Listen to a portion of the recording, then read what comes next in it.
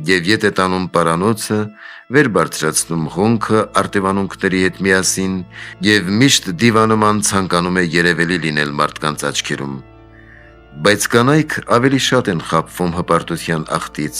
ինչպես նրանց մայրն ու պատկերը Եվան առաջինը խաբվեց, որովհետև հայելու մեջ տեսնում են իրենց գեղեցիկ պատկերն ու զգեստների պայծառ զարդերը, մոտովի բարձրացնում են իրենց անձը ինչպես լեռ, բայց ընկնելով կործանվում են իրենց մայր Եվայի պես։ Կայենի դուստրերից մեկը սովորեցրեց, և նրանք զարդարեցին ու պճնեցին իրենց դուստրերին դևի պես։ Այս տեսնելով Աստծո որդիները, որոնք Սեթի զավակներն էին, տրփանքով վավաշոտ աղտով լցվեցին, խառնակվեցին Կայենի դուստրերի հետ, և Տիրոջ հոգին հեռացավ նրանցից։ Սրա մասին է գիրքն ասում. Աստծո որդիները խառնակվեցին մարդկանց դուստրերի հետ։ Մինչդեռ ոմանք սխալ հասկացան այս և տգիտաբար կարծեցին, թե Աստվածային գիրքը հրեշտակների մասին ասաց։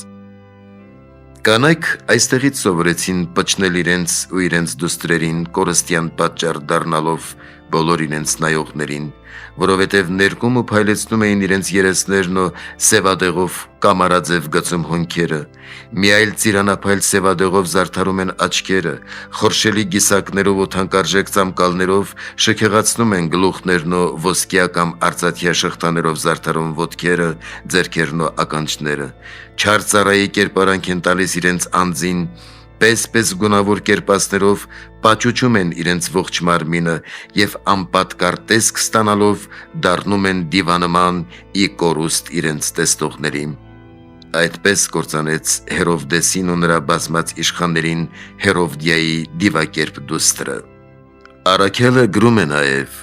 կանայք պիտի ապրեն որդեծնության համար,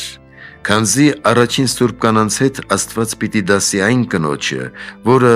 զարդասեր չէ և որդիներ է ծնում արդար և պարկեշտ անկողնով, որի մյուս գործերն էլ բարի են։ Եվ եթե կանանց սեռը ուշքի գար և միշտ պարկեշտ լիներ, տես թե ինչ անպատմելի երանության և մեծ խնդության կարժանանար, որովհետև կույս Մարիամ Աստվածածինը հայտնվեց նրանց սեռից, կուսությամբ ծնեց բոլորի Արարչին, և կուսությունը մնաց անխախտելի, քանի որ Աստված ծնվեց մարմնով և կանացի ազգը հատուցեց տղամարդկանց ազգին և հավասարվեց նրանց, որովհետև առաջին տղամարդը Ադամը առանց կնոջ կուսությամբ ծնեց ողջ մարդկության մայր Եվային, իսկ ամենասուրբ կույս Մարիամն առանց տղամարդու ծնեց կատարյալ մարդուն, բոլորի Աստծուն։